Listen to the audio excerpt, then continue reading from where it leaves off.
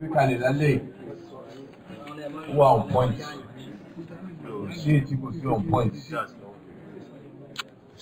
From the issue of empowerment, because I should give an example pé nígbà tí àwọn G20 and kó bẹ̀rẹ̀ in those days now amount get empowerment a lot of members so you want develop around that time. There many of the youth members who are big. But I agree with the last 3.5 years easy at all. They agree but they accept pé kò easy at all fún yẹn. But one thing tí mo fẹ́ kí àjọ mọ̀ ọ̀bẹ láti gbà tí a ti ń sọ̀rọ̀ ìṣèlú táwa àti àbẹ̀rẹ̀ ọ̀rọ̀ youth in government. Tẹ̀bá rántí my first time as governors ta wá ta sọ pé estate then àwa sọ pé kí even ní council kí àwọn youth participate fún wa fún un. Up to this point tó jẹ́ pé commissioner ni o alágbára ọlọ́run gómìnà ní youth náà ni tẹ́bá wo journey wa from there to this time òdòdó la fi ṣe mo tàn yín ní any manner at all. Agenda mi ni pé how ni àwọn youth máa grow, báwo ni youth máa wà ní government, báwo ni youth máa play role. Ẹni tó wá láti north ń sọ I know by the first time I'm governor mo rò pé ayébá rí youth ló jẹ́ tó wà cabinet láti north àwa wò lé ní but kí ló yàtọ̀ ní this 3.5 years. Some as a human based human factor majority ẹ̀ ní pé for me èmi ti kà ó wá bẹ́ẹ̀ látọ̀dọ̀ Ọlọ́run ni because ẹ̀yin sọ tí pé yes ẹ wá àwọn tí rúra àwọn gegele àǹkó tó wà bẹ́ẹ̀ lásìkò tí wọ́n à ń gọ́ọ̀rọ̀ ẹ wá wo compare sí àwọn tí ó wà ní last ẹ máa wọ kí ló ṣẹlẹ̀ àti gbogbo ẹ̀yìn tí tẹ̀ ṣe wàhálà yìí I know tẹ bá jókòó kò bójúmọ́ àṣọ kí ni what is going on here tá à ń ṣe wàhálà yìí tá a jẹ́ youth kí la àǹfààní kí la benefit ní gọ́ọ̀mẹ̀ntì àbí kí la benefit in last 3.5 years. Àbí tẹ bá lọ síta àwọn tẹ́ campaign tẹ́ bẹ́ market àwọn ká ṣé ìwọ kí ìwọ benefit tó sọ pé òun campaign. Tó dé stage mi pé a máa fi ṣe ẹ̀ pé kí lè máa sọ ṣé ìwọ benefit ni tó fẹ́ market ẹgbẹ́ yìí. It's true. But nǹkan tó ń ṣẹlẹ̀ nílé látòkè. Use me as an example. Ní 2015 àbí 2014 to 15 ta kúrò ní PDP ta gbé ọ̀rọ̀ APC sórí tó yẹ pé we went round kò sí state náà ní Nàìjíríà tí mo bá Buhari campaign up to the time tá à ń ṣe election ní 2015 I was still in for Wednesday, Tuesday, Wednesday, Thursday, Tamafi war election Saturday. Out of 36 states, 30. Èmi mo sanwó election. Èyí tó gba 300 million, èyí tó gba 400 million, èyí tó gba 200 million. The only 6 states tí mo mọ̀ kọ́ ní Southwest. Kò sí any other state tó ṣe election Buhari tó jẹ́ pé orí fóònù mi mò ń pe báńkì pé báyìí. Tíǹkì wa ni pé ẹ jẹ́ ní sùúrù tíǹkì wa ni pé tábà ti ṣe ẹ́ tán báyìí tábà ti wọlé kí ni next thing tó máa ṣẹlẹ̀ ni pé tó bá di time appointment majority of àwọn tó wà ní tọ́sí one state tẹ́ bá rántí màmá bá wọn ṣe pé gbogbo yóò ẹ̀ ń tẹ̀mí lọ sí Abuja ni pé some of them a jẹ́ MD agency kan bóyá road maintenance ni o abẹ́rẹ́ kẹsẹ̀ sí bóyá NIPTA ni o bóyá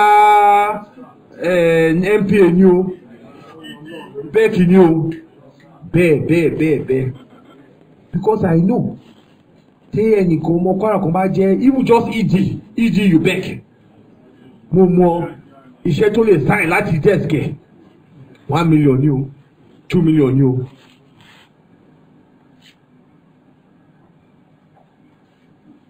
But for the first time so ẹ ti wà lórí òṣèlú where you have a president of the Senate even a speaker ta appoint a cleaner tẹ́bá sọ ẹni tó appoint mo sọ board appointment gómìnà kan yàtọ̀ o board appointment pé ẹnìkan lọ ṣe director ìyẹn non-executive ni tó bá pè kó wá ṣe board meeting alọ board meeting lọlẹ́ alẹ́ fún lówó board ìyẹn kọ́ mò ń sọ tẹ́bá wo àwọn agencies tó ti appoint executive position.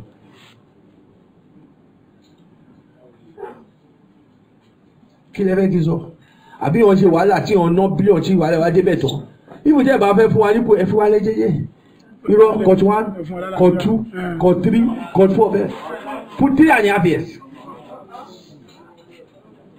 point tí mo make ni pé kò ṣe kó rí báyìí pé a fẹ́ ṣe mo fẹ́ ṣe jàǹbá fún yà bí intention àbí plan ni pé káwọn ọ̀dọ́ kọ́ máa go through kọ́tẹ́ ń go through ó ṣe ń ka ìlara náà ló kẹ́mi lára. That's why mo sọ pé it's not possible kí n bá àwọn people ṣe again. Tó bá jẹ́ kí tèmi nìkan kí ló fẹ́ fún mi. Risk ni ọmọ bá jọba jà.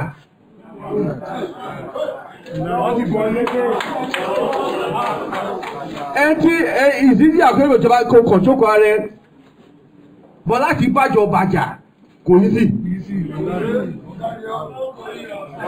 But point mi ni pé I cannot do it because èmi àti àwọn ní àti obìnrin àti gbogbo àdéhùn wa mo ò dẹ̀ lè tàn yín where we are in ta ṣe wàhálà tó nǹkan tó fi sọ ní ẹgbẹ́ yìí ni result tí látòkè ló dé tẹ̀ rí the difficulty tẹ̀ rí based on agenda tàbí kalẹ̀ but my own ni pé ìkọ́lẹ̀ ẹ̀nà ọlọ́run bẹ́ẹ̀ ló ṣe ọlọ́run ṣe kọ́ ajẹ́ gbà bẹ́ẹ̀ ìgbà tó wá di 2018 tí mo padà mo ṣe ọ̀gá tí mo wá sọ fún yín pé èmi ò ṣe APC mọ́ mo sure some of you tó jẹ́ àwọn elders àwọn youth èwo tún ní ọ̀gá tó gbé kalẹ̀ yìí mo mọ̀ kí ẹ sọ bẹ́ẹ̀ ẹ sọ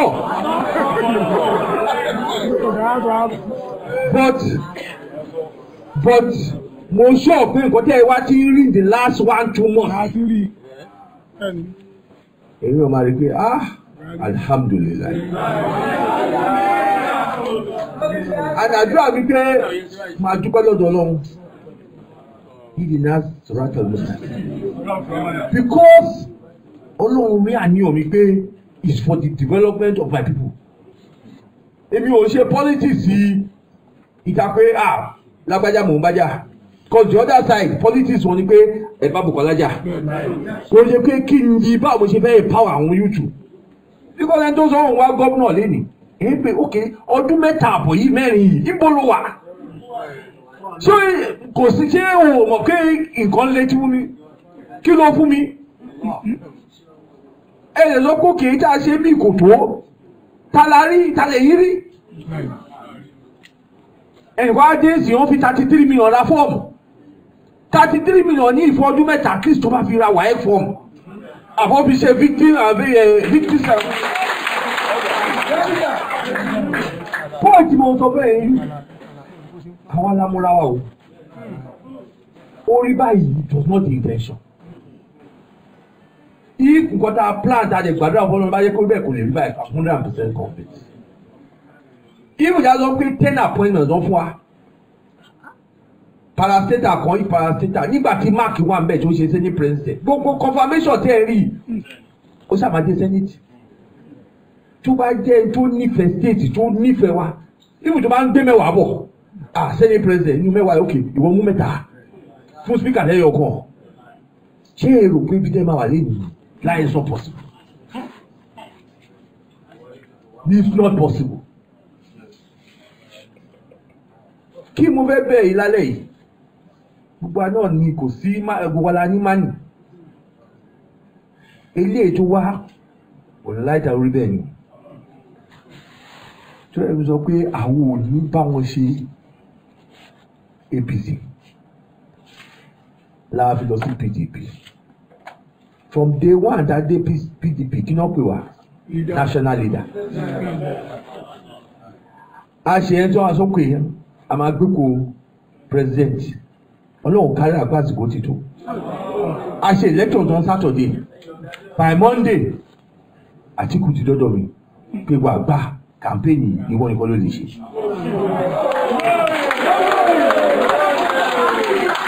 Kí ni àpẹẹrẹ yẹn meaning that jẹ́jẹ́ kájọ ṣe election tábàlẹ̀ ìjàkàkọ́ ṣe ìjọba tó ń bọ̀ ní. Abẹ́ ẹ̀ gẹ́gì pọ́ìntì tí mo ní. Ẹ jẹ́ ká máa fi ọdún mẹ́ta tó kọjá yìí ká fi jọ́ọ̀jì gbogbo over 40 something year policies à ń ṣe léyìí. Mo mọ̀ pé kò easy. Mo mọ̀ pé it has not been easy for all of you. Ó dá mi lójú pátápátá pẹ̀lú àníyàn pẹ̀lú intention Ọlọ́run tá a ta tẹ̀ ẹ́ sí tó ń wo gbogbo wa. Wàláì tẹ̀lé ilé ló ń bọ̀ lágbára Ọlọ́run ó máa yàtọ̀. Àpẹẹrẹ tó lè máa ti àṣẹ láti rí because this is a party tó sọ wọn pé yes àkàkọ́ ara kù come and take over the campaign not party tó jẹ́ pé even now okay akúrò ní APC tẹ́ bá sọ pé okay Bukola bẹ̀rẹ̀ bá ṣe ní APC ta ló fà wọ́n ra ní APC ní láti Kwara who is in the corridors of power in APC today. Mo fẹ́ kẹ́ ẹ̀yin ọ̀dọ́ please tó pé gbogbo yẹn ṣáàpù ẹ má jẹ́ kẹ́nìkan kó wá confuse orí tó pé ẹwà ṣáàpù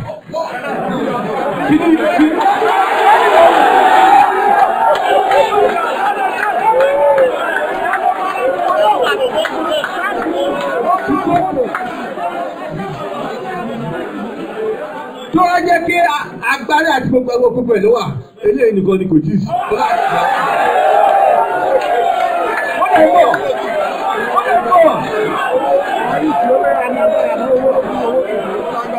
Ẹ jẹ́ kí anybody máa kàn fún wa. Okay, fẹ́ bẹ́ẹ̀ Bukola ṣe. Okay, gbé somebody from Kwara. Gbé sí corridor of power kárí pé we can see progress here. So today in APC, kò sí instead ọbẹ̀ kẹ́ ẹ máa lọ sẹ́kọ̀ọ́ láti lọ gba instruction.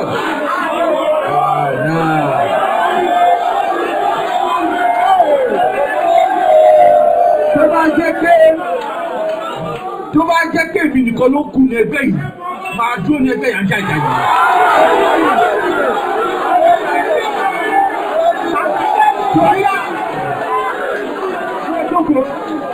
Torí mo ṣe sọ pé ọ̀rọ̀ pọ̀ lálẹ́ yìí torí pé òṣèlú tí àwọn bàbá bílẹ̀ mo mọ ibi tó ń gbé Kwara fún one position tí Kwara dé tó ń gbé lẹ́yìn. At least Kwara wọ top 10 lásìkò wọn. Ó lọ bọ̀rẹ̀ kẹ́ra.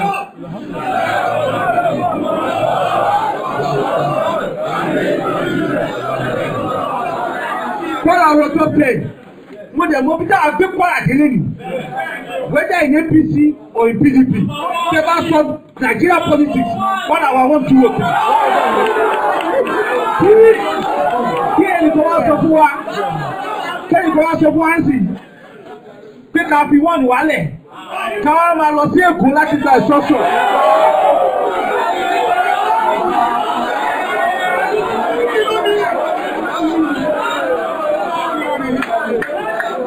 Ẹ̀yin ọ̀dọ́, ẹ má jẹ́ kí anybody, ẹ má jẹ́ ẹnìkan tó wà. Yes, I agree the mistake tiwa. I agree yes. Ìjọba tó wà sọ̀rọ̀ ṣe tó láti tọ́jú àwọn ọ̀dọ́. Yes, I agree yẹn. Bóyá omi pé ká fi nọ́mbà wà wálẹ̀ ká wá jẹun tó lọ síbi kan ló lọ gba instruction. Never, I cannot happen.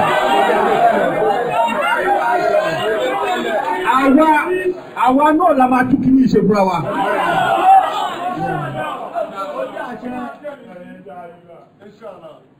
One, and that is why ilé ètò ń bọ̀ yìí ká sọ pé a máa jọ wo àwọn candidates àfi pé wọ́n popular 70% of the candidates tí mo ti rí tó ń gbé kalẹ̀ majority of them youth ni wọ́n. Yes. Majority of them youth ni wọ́n. Yes. The only place tí kò sí youth ni èyí tí ọ̀rẹ́ wa fẹ́ gbé kalẹ̀ yìí. Other west from south ni o north ni o central ni. Including even the case of a governor. Ọ̀rọ̀ gómìnà pé ẹ jẹ́ ká rí wá gómìnà ká mọ̀ pé gbogbo àwọn tó contest ká bá parọ́ fún ọgbọ́n náà ló ń ṣiṣẹ́ náà. Gbogbo àwọn tó contest gbogbo náà wà lọ́yà. But kí mo ń gbọ́ jù létí tí mo ń gbọ́ ọ̀gá ẹni tó máa tọ́jú wa. Ẹni tí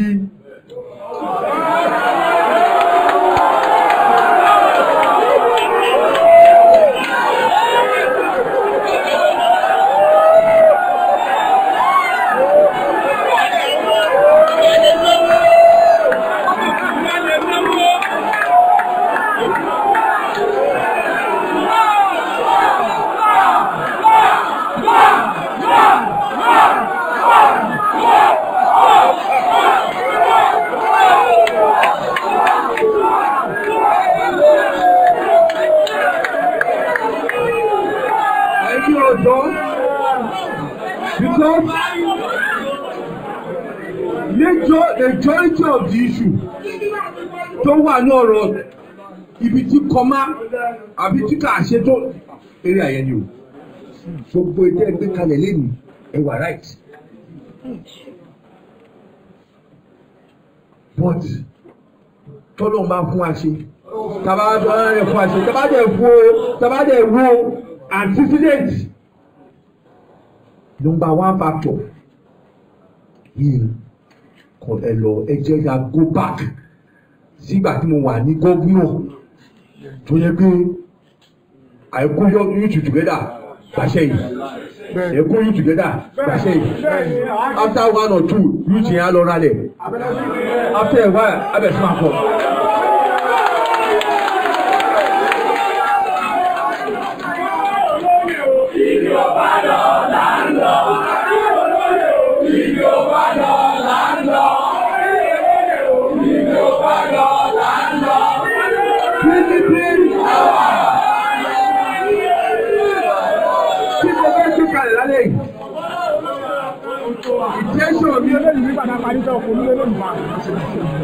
Intention mi ayé ò ní pé láti restore back nǹkan tá à ń ṣe tẹ́lẹ̀. That is why mo sọ fún ẹnìkan ìtàbá máa sọ in Gẹ̀ẹ́sì we say the good days are coming back. Inshallah. Those are the days tí gbogbo ẹdẹ ìjókòó tẹ̀ ń ronú gáà. That is back at home. Ní Abuja, pẹ̀lú ibi tí a ti ẹ̀pẹ́ tá a rí pẹ̀lú step tí àwọn PDP ṣe tí Àtíkù ń ṣe lágbára Ọlọ́run. Ìjàmbá ti win election ni. Àwa náà Kwara èyí tí a rò pé Buhari ló máa ṣe fún àwọn ojúṣe Ọlọ́run. Lágbára Ọlọ́run 2019 yà ṣe fún wa. Ṣé mo pé as a leader tàbí leader rí nǹkan tí follower ò tí rí. Bọ̀tọ̀ náà ní àtúnjẹ́ kí leader náà mọ̀ pé òun ju leader náà lọ. Torí pé bàtà ṣe wàhálà Buhari a ti tó pé àti ṣe wàhálà àti náwó agbájú òkú. Ọlọ́run ní nǹkan tí ó fẹ́ fi ọdún mẹ́rin yìí ṣe Nàìjíríà. Ó wá di stage gbogbo ara ti di pé Sam bàbá ìròyìn padà lágbára Ọlọ́run. Èmi mo lọ round mo campaign dé that 36 states. Kò sí kẹ́ríyà yìí everywhere Nigeria. You go to south east complain ni. Kò síṣẹ́, kò sí patronage, kò sówó. You go to north, kò sí patronage, kò sówó everywhere. Ẹjọ́ sọ̀rọ̀. Now.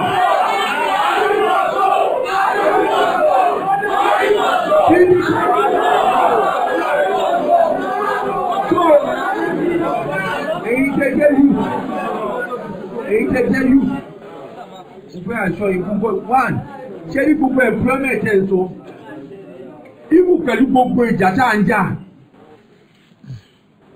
mo mọ totalist o àwọn tó bá wá sọ́fíìsì mi báyìí gbogbo employment yẹn ilé mò ń sẹ́ǹdẹ̀ sí kò possible pé tó bá délé àwọn kan lè ṣe báyìí àwọn kan lè ṣe báyìí.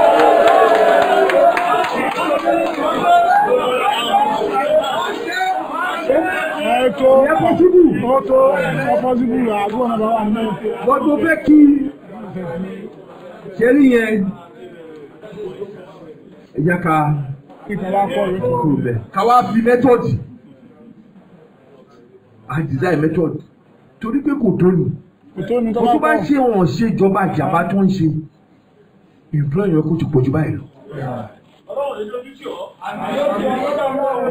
Because NT as the head of one arm of executive arm of government bẹ́ẹ̀ ni òun náà làwọn náà ṣe mú one arm of government ó yẹ ká jókòó báyìí ká máa pè é.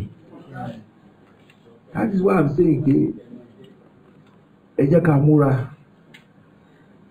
ká ṣe wàhálà kó lọ́n gbé ẹgbẹ́ wa wọlé because the other party ọ̀ ní agenda kankan fún Kwara the only agenda tó ní one agenda ni ẹ bá Bukola jà kò sí agenda mi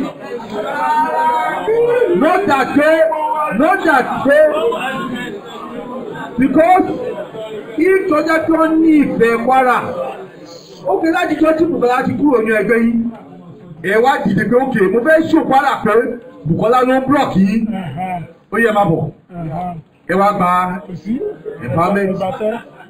empowerment ẹ ṣáà gbọ́kọ́ gbé lọ sọ́ọ̀sù àbẹ́ ìgbọ́kọ́ gbé àǹfààní tí wọ́n gbé èkó ìgbọ́n wá síbí Ọlọ́run ló kó ìdílé yìí èyí tí ó ń bọ̀ lágbọ́lọ́run ajé ti wà ní ìjọba ẹ̀kọ́ fún oṣù tó kù as I said any employment because wọ́n fẹ́ wọn ọkọ̀ àwọn employment bí wa ọba àfẹ́ wa wọ́n fẹ́ wọn láti gbá bá tó bá yẹ ìpọ́nrán náà that's why recently now I send àwọn ọkọ̀ lọ sí north àwọn bí wà tó ṣe ń bọ̀ kò ń ṣe pé anybody fi ṣe jàmbá because ìjọba yìí slow ni FIRS láti first month 2030 wọlé wọ́n ti gba orúkọ lọ́rùn wa ọdún mẹ́ta náà fi ṣe recruitment bọ̀dẹ̀ yìí jẹ́ ìwà nílẹ̀ ní máa rò pé àwọn ṣe jàmbá ni ẹ̀wò àti gborúkọ lẹ̀ wọ́n tọ̀ wá ní kò rí bẹ́ẹ̀. àwọn mi all slow bàjẹ́ so majority of that abẹ́ kéde sí ẹ̀yìn sùúrù kò ń ṣe ìjọba wa àwọn aláṣẹ wà lẹ́ o àwọn mi ló ń jẹ́ Ọlọ́run kọ́ bẹ́ẹ̀ ni tí wàá ń bọ̀ lágbọ́n Ọlọ́run ṣàlà kó jẹ́ tiwa àṣẹ wàhálà yẹn á dẹ̀ fún wa ní ẹ̀tọ́ wa àdéhùn mo fẹ́ bá yín kò pọ́sibú ẹ má fò wá sẹ́kọ̀ọ́ pé màmá jẹ́ leader ẹ̀ pé ẹ̀yin tẹ́ àwọn tó mọ̀ mi tán bá mi ṣiṣẹ́ I'm somebody inú mi máa ń dùn láti rí àwọn tó wà súnmọ́ mi kọ́ máa lọ sókè mo máa ń gbádùn ẹ̀ ó máa ń fún mi ní ìdùnnú púpọ̀ èmi ò ń ṣe leader náà lọ́kẹ́ mo ló ti gé tèlé ẹ bá mi lọ ẹ fẹ́ ìrọ̀ ìlú òkú ẹ̀. So it is my belief, my hope and my aspiration láti rí pé ẹ̀yin náà wà empowered. Alágbára Ọlọ́run we will get there. so àwọn tó rò pé àwọn fi ń ṣe ẹ̀yẹ ojú máa tí wọ́n gbẹ̀ yìí. àwọn náà ti rí pé àwọn táwọn ń tẹ̀lé yìí tẹ bá yọ pé abábùkọ̀lájà kí lè ń fún àkùsí o. àwọn ẹ̀sìn náà wọ́n fi ṣe tí wọ́n fi ṣe. So in the interim àwọn empowerment tàbí later pé a máa ṣe fún you do it máa bẹ̀rẹ̀ wò start láti rí pé at least ẹ bá market at least ẹ̀yin náà kẹ́ máa rí sign ó lè má pọ̀ o láti mọ̀ pé yes a ní leader tó ń sọ̀rọ̀ definitely a bẹ̀rẹ̀ yẹn so that between November December àwọn employment àwọn empowerment programs á jáde láti assist. ọ̀rọ̀ tí mo fẹ́ ká lò láti campaign future state wa future wa ibi ìlú wa ni o PDP dàdó sí ọlọ́run ló dẹ̀ gbàdúrà wa tó tètè gbé wa kúrò bẹ́ẹ̀ because mo rántí njọ́ tí àwọn tó ń bẹ̀ mí njọ́ náà àwọn amọ́sù ẹ̀wù tó wà lẹ́yìn sí àwọn Zamfara Yari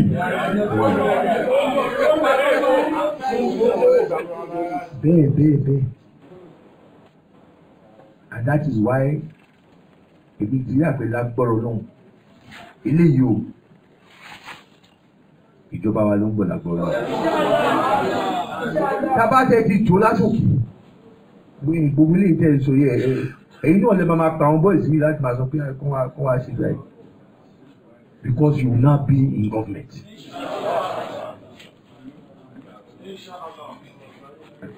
ẹ rántí ọ̀rọ̀ alẹ́ yìí o the last part tó pàtàkì iṣẹ́ àlá torí pé gbogbo àdúrà tá a gbé kalẹ̀ gbogbo wàhálà tá a ṣe kọ́ lọ́mọ bá a.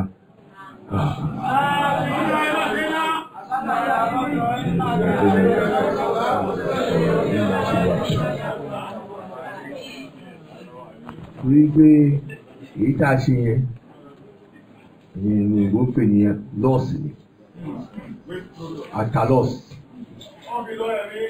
pẹ̀lú èyí tó ń bọ̀ yìí lágbára Ọlọ́run because àpẹẹrẹ tá a rí géèmù tó gbé wọn fẹ́ bá wa ṣe tá a bá dẹ̀ ti dé bẹ́ẹ̀ tíjọba ti wọlé dáadé ti fi gọ́ọ̀mẹ̀ntì wá accept pé àwa náà together ni kẹlẹ́ fọkànbalẹ̀ gbogbo ẹ̀ náà kò ju oṣù márùn-ún sí mẹ́fà márùn-ún tó kù yìí a máa ṣe tó yẹ ká ṣe. àwọn akẹ́kọ̀ọ́ ti gbogbo à but mo fẹ́ kí a fàyè lẹ̀ náà anytime tí n bá ti wá báyìí náà bó ṣe sọ fáwọn obìnrin náà ẹ já ká yọ̀ǹda ọbẹ̀ yẹn great hall yẹn lẹ̀ fún àwọn elders of the ká máa fàyè lẹ̀ báyìí ká máa bára wa sọ̀rọ̀ because majority àwọn tó ń mislead ní state àwọn youth ni àwọn elders wọn ti fẹ́ràn ní òṣèlú oyé wọn àwọn youth náà ń parọ́ fún pé àwọn òrí léyìí àwọn òrí yẹn bọ́tọ̀ ọ̀bìnrin náà pé àwọn tó ń bọ̀ yìí kí because anybody tó bá sọ fún òun fẹ́ lead yìí á show example pé within his own capacity tó sọ fún òun fẹ́ kó wá ṣe election kí ló fowó yẹn ṣe before election kí ló náwó yẹn fún any example ṣọ́ra àwọn kan lọ́wọ́ máa jí ṣọ́ra àwọn kan lọ skúlù ṣó sọ hospital bill ní ṣó ṣe empowerment program ní. ẹ tí kò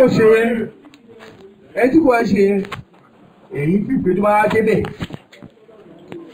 àwọn ajókòó pẹ̀lú yín báyìí ní 12 AM tó ń bá yín sọ̀rọ̀ ẹ̀yin yọ mí o ẹ jẹ́ kí àwọn tó ń bá yín sọ pé ẹ̀yin jẹ́ ń parí kí lè rí bẹ́ẹ̀ kò rí bẹ́ẹ̀ fún 3.5 years but a mọ̀ nǹkan tá a rí bẹ́ẹ̀ before the 3.5 years a mọ̀ gbà tí lílà ṣe gómìnà fún 8 years eléyìí náà ti sọ lágbára olóyè tó ń bọ̀ yìí ẹ̀ náà máa sọ bẹ́ẹ̀.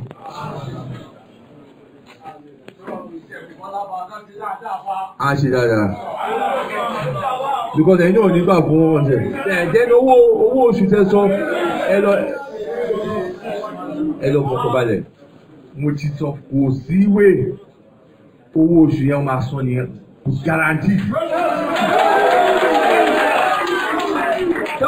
tó bá dé sọ tán àti méjì àrímẹ̀ta máa ṣe bọ̀tẹ́ nìyẹn kàfíńtà kò dà àmọ́ àwọn tí wọ́n fẹ́ gbé fọ́múlà wa bọ̀tí kó ẹ ti rẹ̀ tí wọlé àwọn afọwọ́ òkè ẹ lọ fìyẹn lẹ̀ ẹ lọ fowó àrí àti ẹ àmàsọ ni lágbọ́dọ̀ máa ń sọ yẹn gbogbo ẹ̀ẹ́dẹ́jẹ́ yìí kẹ lọ múra as I said pending gbogbo ẹ̀ ní next few months à bẹ̀rẹ̀ àwọn ẹ̀fà mẹ́jẹ láti jẹ́ kí kókò àfihàn ké ẹ̀ṣẹ́ àkọ́kọ́ máa gbìyànjú náà èyí tó pàtàkì jù pẹ̀lú àdúrà pé àdúrà ni pé 1 lọ́nà jẹ́ ká wọlé 2 tàbá dẹ̀ wọlé lágbára Ọlọ́run ní irú Nàìjíríà tàbí ọ̀dà Buhari yìí.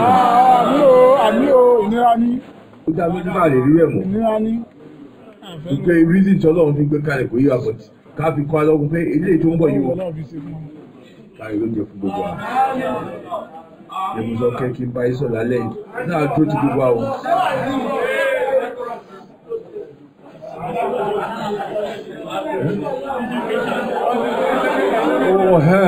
àwọn councillor and not only councillor àwọn councillor lọ even àwọn aspirant tá à ń bá sọ̀rọ̀ tí a máa ṣe ètò fún àwọn aspirant àti councillor láti rí pé láti reduce ọ̀rọ̀ councillor yìí ó ti pẹ́ tó ti wà lẹ̀ I think ó yẹ ká ti declare yẹn because yẹn ò kò sí nǹkan tó pọ̀ ju yẹn lọ so Musa before tó lọ Monday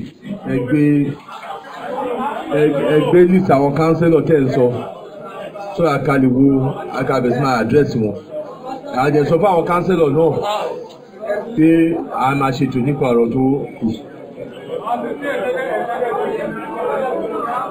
Then àwọn executive mo ti sọ fún yín pé harmonization ni that àwọn tó hàn rípò tó lose out pé a sì máa sustain wọn because wà ní executive sọ party náà dẹ̀ ti sọ mo ti sọ many a times àwọn tó wà ní takuro ní APC tàbí wọ PDP tó hàn sí ní executive lẹ́nu aṣọ kan constitute ara wọn as like other party ajẹ́ máa gbogbo ètò wọn wọ́n sì máa gẹ̀ẹ́jẹ̀ ni.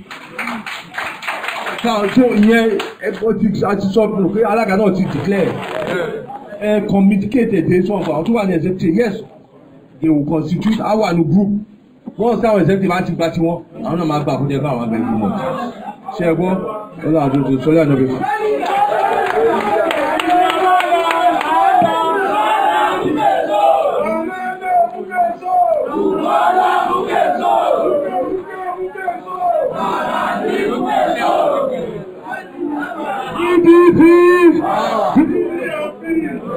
Ọ̀gá fún wa ní 3 million naira.